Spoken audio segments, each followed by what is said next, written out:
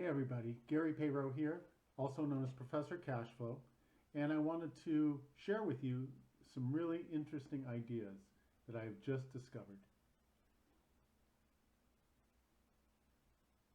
And you know what? I got a little glitch in my software, so I may have to start over, but that's no problem. If this is live, you won't care, and if it's recorded, well, we'll probably just edit it out. But I went to an amazing class week before last, and it's called Whatbox. I don't know if you can see the binder over here, but Whatbox is an amazing program put by two guys named Bill Cook and Peter Fortunato. Now these guys talk all over the country with real estate investors like me. They don't generally talk with people who are outside of the investor community, unless of course you have a real estate problem and they're lucky enough to knock on your door. You will find an amazing plethora of ways that they can help you solve your problem. And Pete Fortunato came up with a diagram that he uses to explain how people can best utilize real estate. And I wanted to go over it just for a little bit because I've got a way that as a passive investor you can make an incredible amount of money long term, build wealth, and even make money perhaps in the short term. But there's not a pay you back. It's not a buy a note and start getting payments and be done in 12 months. This is a longer view play, but it is a way that you could make substantial wealth in the long run, especially in markets where I live. I live in Los Angeles. You can make an incredible play here, and it's because there are so many people who are caught in the crisis of COVID, foreclosures, and forbearance. There are still 1.6 million loans in forbearance as of last month. That was August 2021. So if you're looking at this down the road, this is still an opportunity. It's just that right now, this is a huge opportunity. So we'll talk to both people watching it 5 years from now, but we'll also be talking very much to people right now who are in this market and wondering, what's going to happen to the economy and how they can profit from some of the tumultuous things that are going on in the real estate market. So with that, I want to show you this diagram that Pete came up with, and I'm going to move it in just a little bit closer to the camera so you can see it more easily.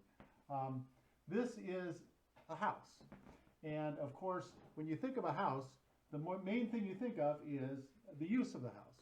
And that's typically what you have when you're buying the house or when you're leasing the house. Buying the house as a homeowner or leasing the house, you get to have the use of the house. So you don't have to own the house to get the use of it. You could be leasing it. You could be doing Airbnb. There are many different ways, but typically you've got the homeowner here or you've got a renter there. That's a typical scenario.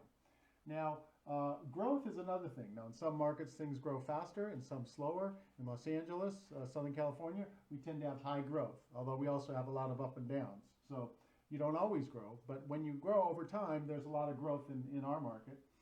In something like Memphis, they've had a fair amount of growth in the last couple of years. Traditionally, it wasn't that big a growth market. You can have profits. Where do the profits come from? Well, they can come from selling the house or renting the house. You can have income. So if you're looking at it for rent, that would be income. Management, that's another profit center. Somebody's going to have to manage it. Either you're going to do it yourself and you're going to have to impute income to yourself because you're saving money by managing it yourself, or you're paying somebody. And if you wanted to manage, you could do that. And amortization, this is the real powerful one because especially if you're renting your house to someone else, what happens is your tenants are paying the mortgage each month, and so every month part of your principal gets paid down, and so you're gaining wealth by paying down the mortgage. Tax benefits, properties are the improvements on a property can be depreciated. Also, if you're in your own business, there are business deductions, and so you've got use, tax benefits, profits, growth, income management, amortization, and security is really the kind of thing that undergirds it all. Where there's definitely a security to having your own business. Now, what is happening with people who are in forbearance right now? Okay, they have had trouble with maybe they have an income problem. You know, COVID may have slaughtered their income, or and now they're threatened with losing everything. They could lose their use of the property. Their family has to move. They may not have a good place to move to. They're foregoing the growth. They're no longer going to be able to own that property, perhaps. A lot of their profits are going to go away. Not all their profits. They still have equity, so they could sell the house. But many people don't want to sell the house. They have kids. They have maybe they're taking care of an older relative, a mother or a grandparent.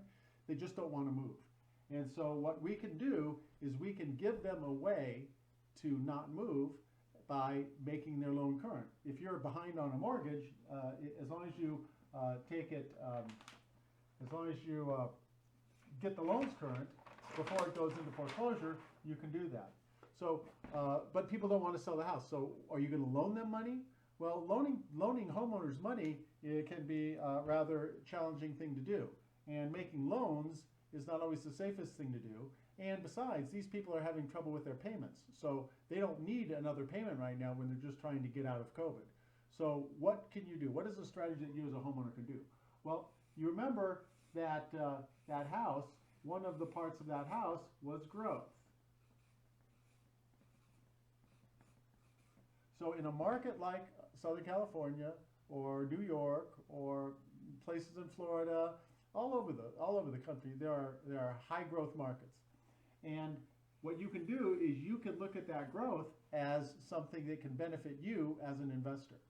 Now, this is may not be something that you want to do on your own, but maybe you can partner with somebody who has already has a concern in talking with homeowners. For example, I talk to homeowners, and you know, I sometimes buy houses. I sometimes have other ways of creating wealth with homeowners.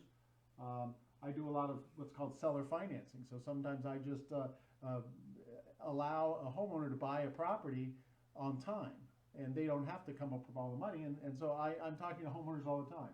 So if we're focused on what is the growth, okay? The growth is something that is a future value. So if you were able to, as an investor, not take away the use, you could take away the use by buying it, but they want to keep the use. So that's not a good thing. If you go to that guy and say, hey, I can buy your house, you're in trouble, great, I'll buy your house, and you move. Here's some money.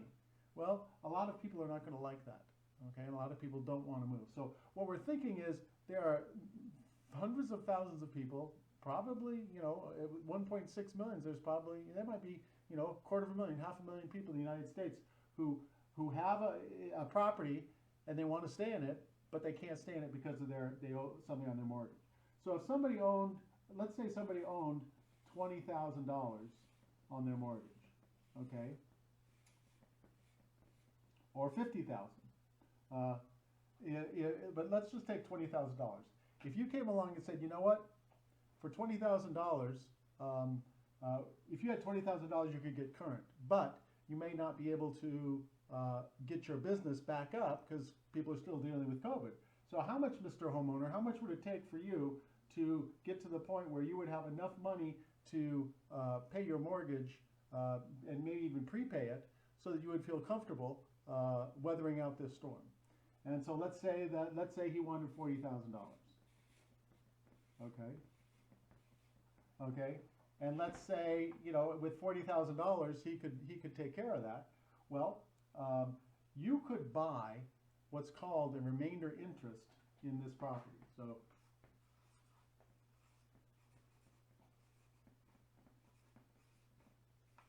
remainder interest.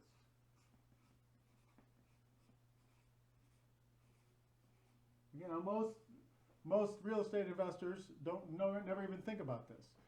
They're either flipping properties or they're renting properties. But a remainder interest is a very interesting concept. A remainder interest says that you get to stay in the property as long as you need it, but when you are finished with the property, i.e., you know, you pass on, go on to a better place, hopefully, that house reverts back to me. So you have a life estate in that property. As long as you're alive, you get to stay there, and you can do it for two people. So if there's one person or two people, you can do it either way. And as long as they need that house, they can still get to keep it. But when that house goes away, when they go away, leave the house, that house becomes yours. And so what would that look like? Well, if you put in $40,000 for a remainder interest, and let's say that was 20 years, let's figure this out. So I don't know if any of you are able to use a calculator, not just your four-function calculator, but there's a way to do this with a financial calculator.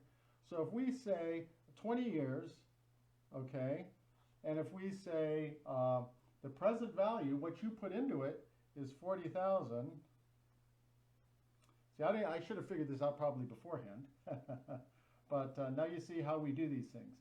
And there are no payments, okay, but what's the future value of this? The future value of this house might be $1 million. Okay, so if your future value is $1 million and it takes you 20 years to get there, that's a huge return. What is it? Well, 16%.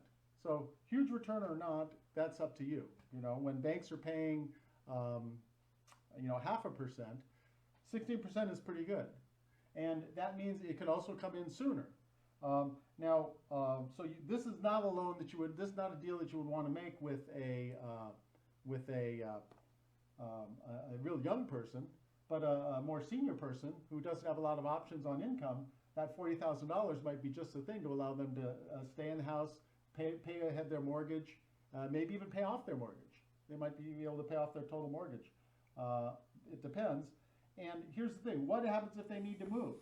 What happens if their kids come along and say, well, you know, we've got grandkids now in Florida or in Indiana, Idaho, and we want you to come live with us. Well, you can have an option to sell this back to them. So you could say, okay, I was hoping to get 16%. So guess what? If you want to buy this back at 16%, I can still get my money out of it, and then anytime. You know, you write this with an option that says, I want a minimum of, let's say, maybe you say a minimum of 5 years of growth. So if they come back, next year and they want to sell it, you wouldn't be very happy if you had to did this all for just 16% on a year. But let's say you made 5 years minimum, right? 5 years minimum, and then 16%. That's not a bad looking investment. And you know what? We said $1 million. Well, houses right now, 4-bedroom, 2-bath house, 3-bath house right now in the San Fernando Valley, a not very ritzy section of Los Angeles, are going for $1 million. So in 20 years, that $1 million house could be worth 1.5 or 2 million. We don't know. But anyway, this is a great way to capture the growth and without having to purchase the house. I was just talking to a real estate agent at my granddaughter's 2nd birthday over the weekend, and he had a house that he wanted to rent. Or he was renting a house, he wanted to buy it.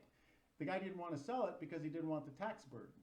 I said, well, just lease it from him and get an option to buy it in the future. So again, in these kinds of scenarios where you have a right to the future value of a property, this as a remainder interest, you can also use an option for that. Those are great ways to capture the growth in the market without having to buy the house today. So that's something I wanted to share with you guys. It's not something that everybody feels comfortable with, but if you want something like that, if that sounds interesting to you, give me a call. Go to passivemonthlyprofits.com and we can figure that out. Do I have that here? I think I do. Let's see.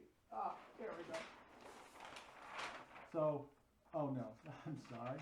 I thought I had my passive monthly profits there. So I'm looking a little, there we go. So passivemonthlyprofits.com. This was one of the other lessons that I did, but again, I will get that. So passivemonthlyprofits.com to set up a time when we can talk.